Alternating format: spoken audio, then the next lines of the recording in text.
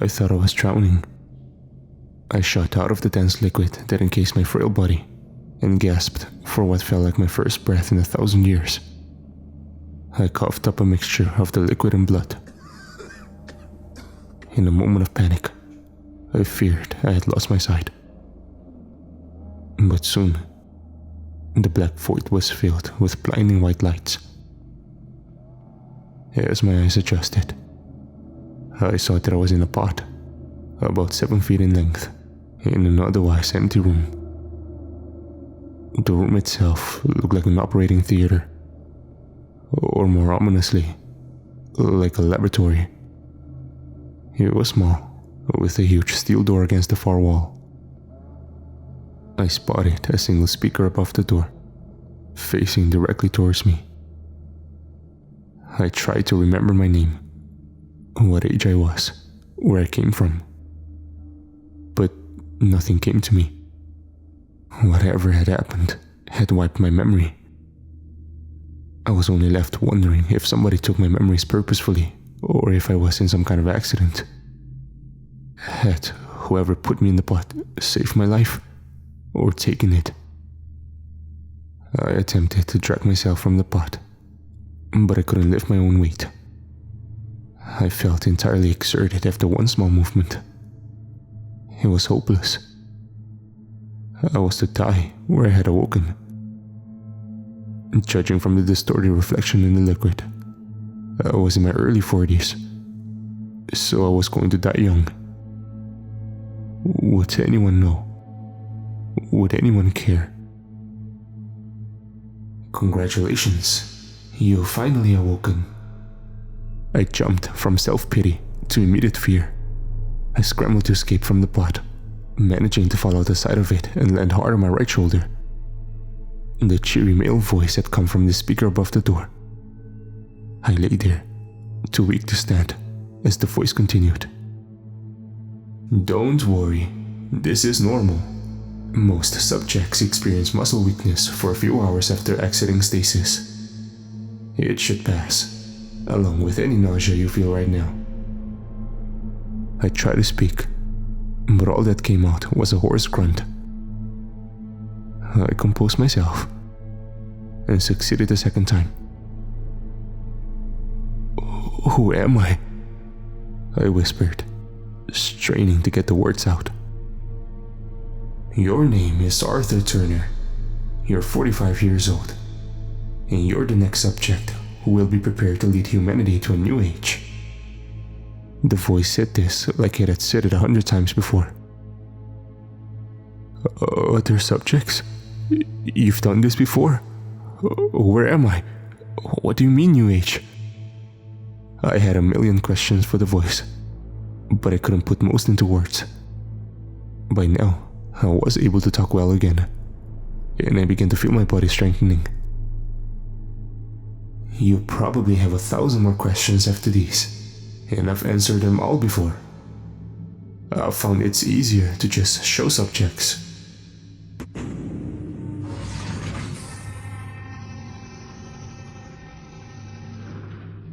The steel door on the opposite side of the room swung open. Beyond the looming doorway, I saw a similarly bright, hospital-like hallway. I managed to push myself up onto my unsteady legs and stumbled towards the door. I walked through the short corridor, occasionally falling for what seemed like an eternity. Eventually, I got to the other end, to be greeted by another large steel door. This one opened in the same fashion as the last, but the next room was nothing like I was expecting. It was a large, carpeted space with various couches and plenty of entertainment, such as snooker tables and DVDs to be found. There was a comfortable-looking bed in the far corner. In another section on the left of the room, there was a machine distilling water, presumably from some underground lake.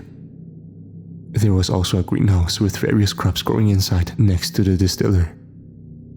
On the wall to my right, I saw 3 of the familiar steel doors, one of which was open.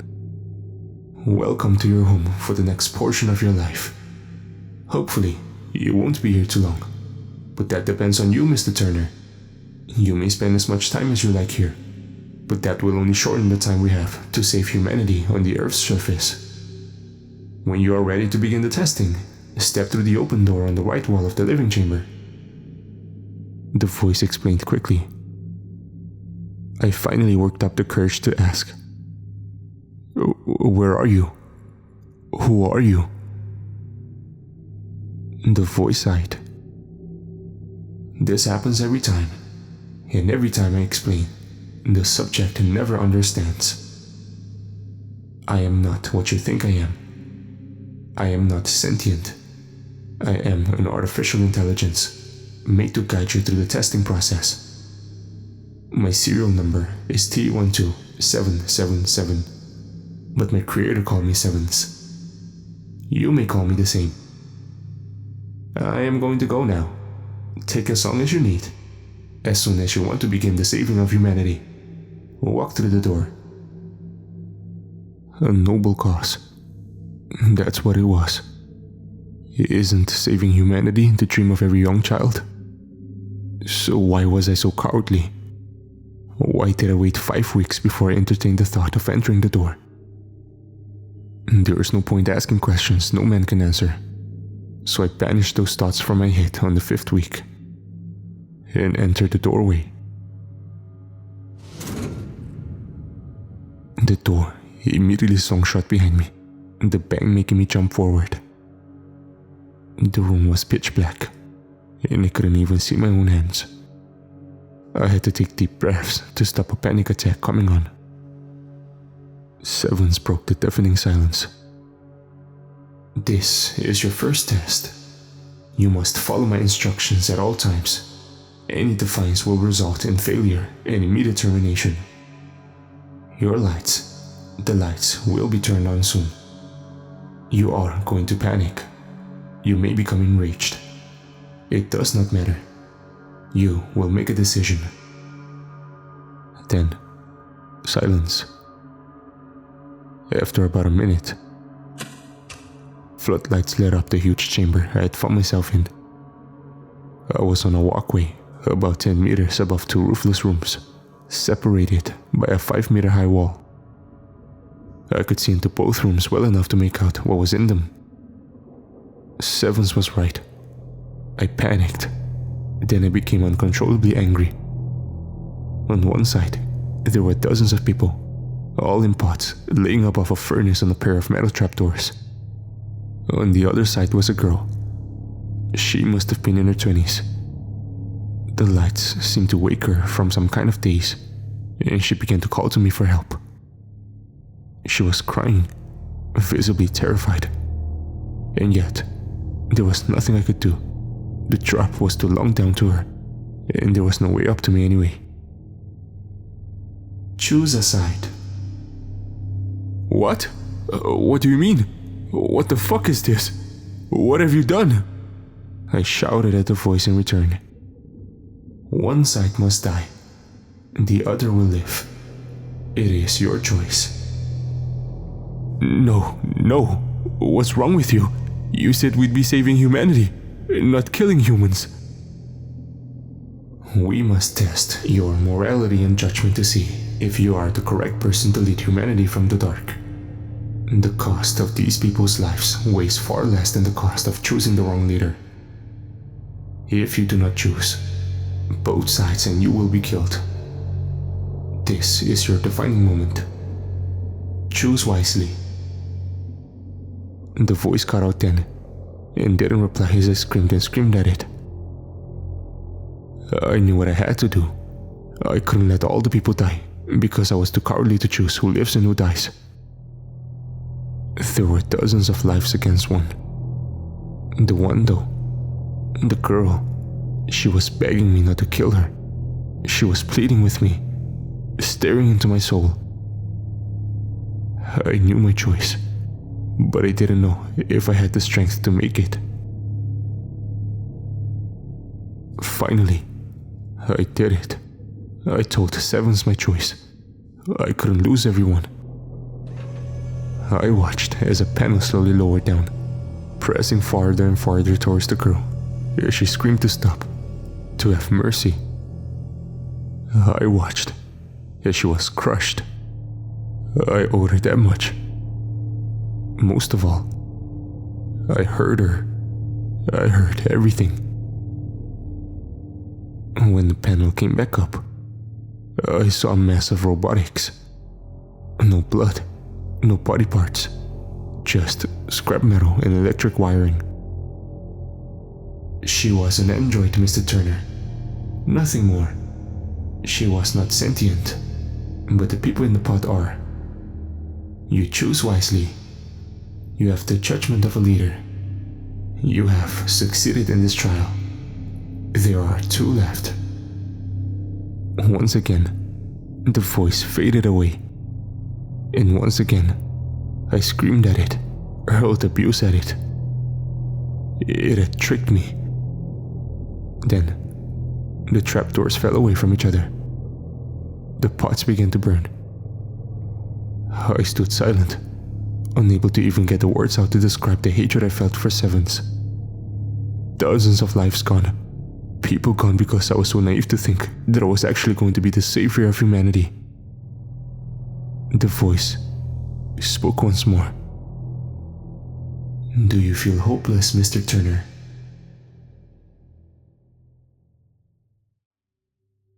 Have you ever felt determined before? I mean, the type of determination that comes from the despair that kills you slowly inside. I had to get free. I had to beat Sevens. I had to live. I might not be the savior of humanity, but I believed that I could gain my freedom by beating the trials. I had hope. That was it. Most of all, I had to have hope. Otherwise, I would have went insane. I spent weeks on end, laying on the bed in the living chamber, waiting to die.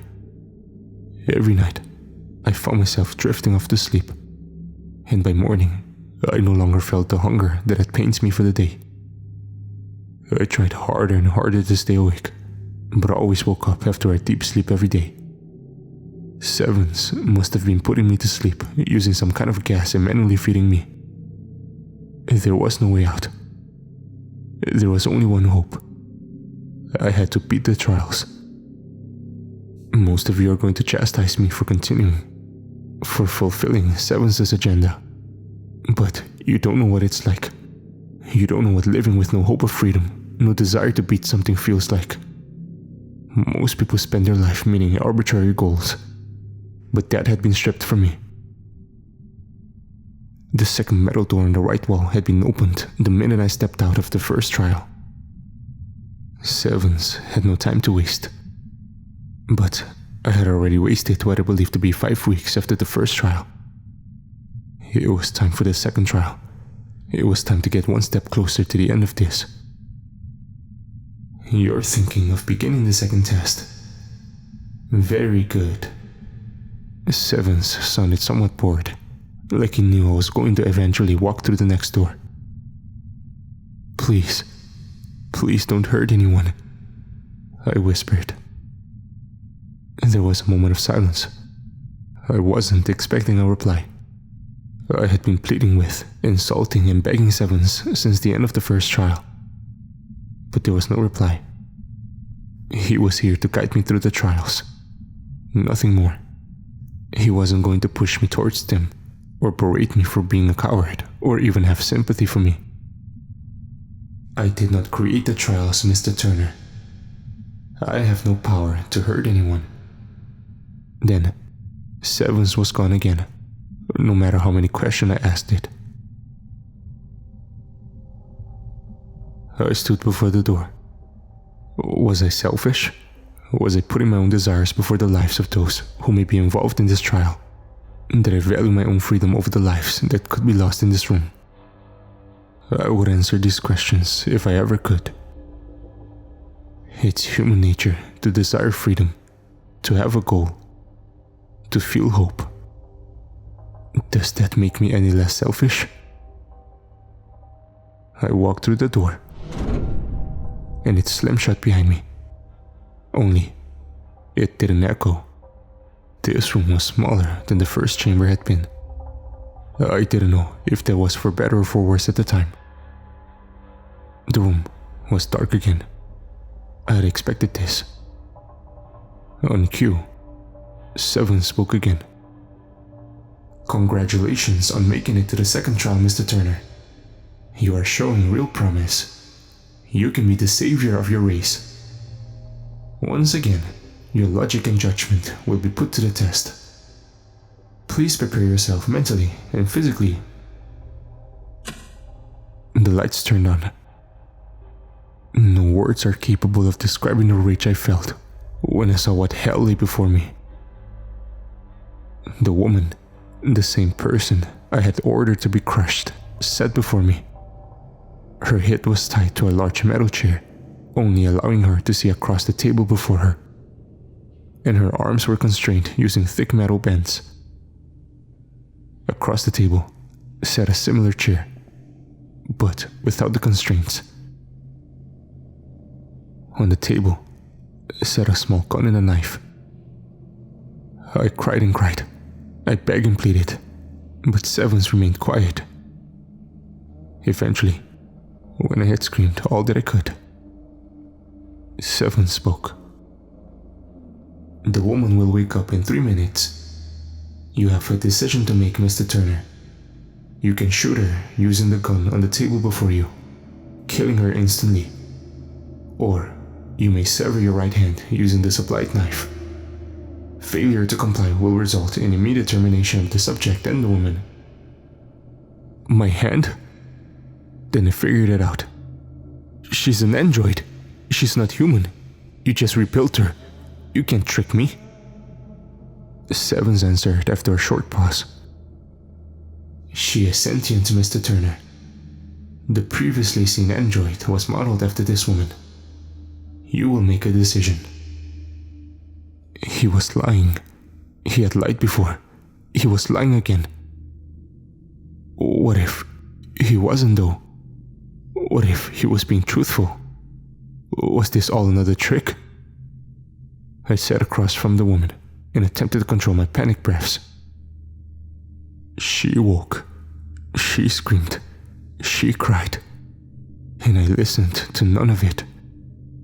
She asked where she was, and I gave no answer.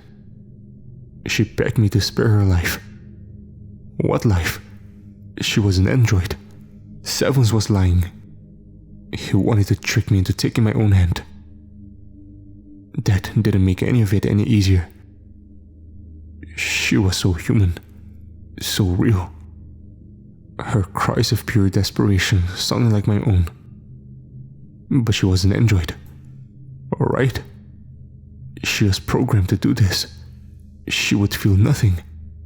Sevens was testing my intuition, seeing if I could tell the difference between a human and an android.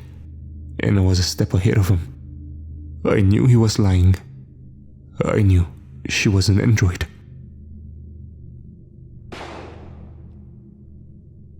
When I saw her blood and parts of her skull fly out the back of her head, following the path of the bullet, I was in denial. This hadn't just happened. It was another illusion, a trick. I hadn't just killed a sentient woman. The guilt only set in when I looked at my shaking hands and saw splatters of blood on the weapon I had used to take her life. A human life, not an android. Do you hate me, Mr. Turner?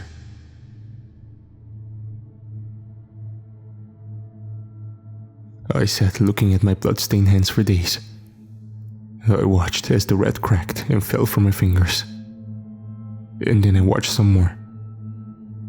What do they call it again? Shell shock, isn't it? When you cannot function after seeing the things you've seen.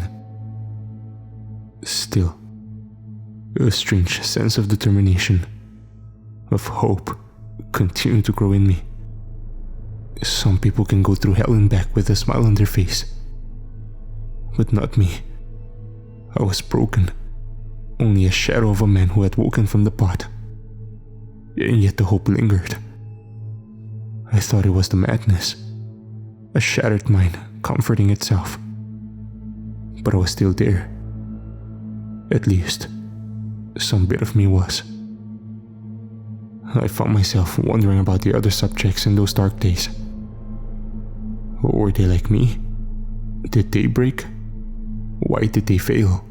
Why couldn't they be the leader? Every step of the way, Sevens has commended my reactions to the horrors he inflicted on me. But what made me perfect? It just seemed insane that nobody passed the trials but me. That was, if I passed the third trial. I also found myself imagining what the outside would look like when I reached it. I thought about green fields, blue skies, and the sun shining so bright that it would burn my eyes. I would see it all. I had to believe I would. Sevens had lied before, but he wouldn't lie about this, would he? He wouldn't make me hopeful. He wouldn't show me a future, all for no reason. I just had to enter the third metal door on the right wall. I just had to accept whatever my fate was. I stood in front of the door, taking deep breaths, trying to keep calm. I was so close. It would all be over. Just enter the black abyss before me. My attempts at calming myself meant nothing when I heard the faint hum of the speakers around the room start. Sevens was going to say something. No other sound came from the speaker though. He was silent. It's almost as if he was participating in what was next. I didn't know if that was a good or a bad thing. Instead of overthinking it, I plunged through the doorway. The bang of the door shutting greeted me once again. The familiar darkness following, along with the sounds of my breathing amplified in the ensuing silence. Something was off though. Sevens had remained silent. I waited for it to speak, to explain the final trial, but it never even began to say anything. In the end, I decided to follow my hands into the dark. I stumbled for about 10 meters before I hit the far wall of the room. It was cold to touch. Metal. The same kind of metal on the doors outside. I fumbled, looking for a handle, and when I found it, I pushed down, not knowing what to expect. The blinding white light is what I first noticed. It was far brighter than any light I had encountered in the rest of the bunker, and it almost burned. At first, I took it to be the sun, but I was disappointed to find myself in some kind of laboratory. My disappointment turned to relief as I realized there was nobody else in the room. Nobody would have to die. I wondered for a while, looking at all the machines. They all gave me some sort of feeling inside. Like I knew them. Like I had been here before. I couldn't figure out what any did, so I kept moving until I reached a machine simply labeled as the Messenger. It looked like a simple scanner. I didn't know how it belonged with the rest of the machinery I didn't understand. I soon came to another door. If I could go back, if I could change anything, I would not have opened the door. I would have run back to the living chamber entrance and begged to be let back in. For hope is a fool's game, and I was the hopeful. I swung the door open. I was greeted by sunlight. Real sunlight. Not some laboratory lights. The wall directly opposite me was made of glass, with an exit door in the center. I slowly approached the glass, and for the first time in my memory, I saw the real world. It was barren. A dust bowl, completely void of any life, sentient or not. There were sparse trees outside the door, all dead, all rotted. The sky was a sickly brown, not a cloud to be seen. It was scorched, destroyed. Everything was lost. All the hope, all I had done, had been to see this. And what I saw was an apocalypse. What people had been trying to predict for thousands of years was right before my eyes. The end of our world. You tried to stop it. You failed. They wouldn't listen. No matter how many messages you sent back through time to them, using the messenger, they wouldn't change their ways. The whole world had relied on you, on solely you to save them. And you couldn't. No man could.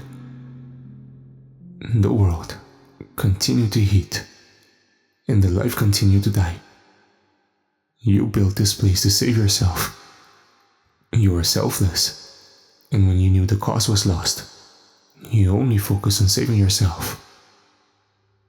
Sevens had broken the silence. Why? I whispered. Why did I do this to them? Why didn't I save them? There was nobody left to save. By the time this place was fully finished, almost everybody was gone, and those who were left wouldn't listen to you. You had shattered their trust, taking their hopes from them.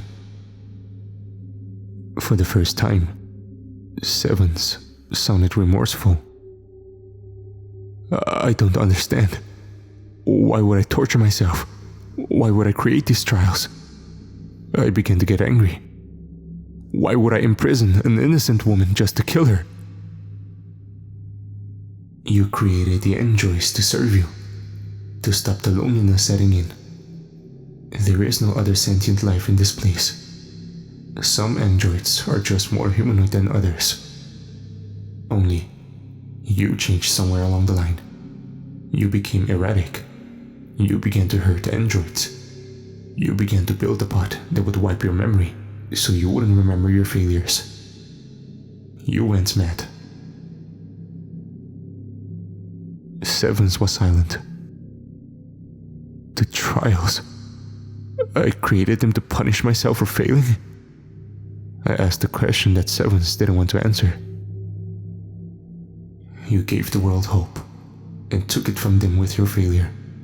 You made the trials, so you could feel what that was like. This is your final choice, your final trial. You can leave this place and die in the wasteland, or you can stay and repeat the trials. I will reset all trials and make the androids repair each other. This is your 7th time making this choice. I trust in your judgment, Dr. Turner. And so, I sent my story through the messenger. The warning didn't work, but I hope this does. This can be stopped. Not only my perpetual torture, but the apocalypse that faces us. I realize now that Severance never lied. I can still be the savior of humanity. I can try to make you listen. I haven't decided what to do yet. Either way, it does not matter. My fate belongs to you. I just want to share my final thoughts. I thought all along that the horror of my situation lied within the torture. But I was wrong. The true horror lies within the actions of humanity.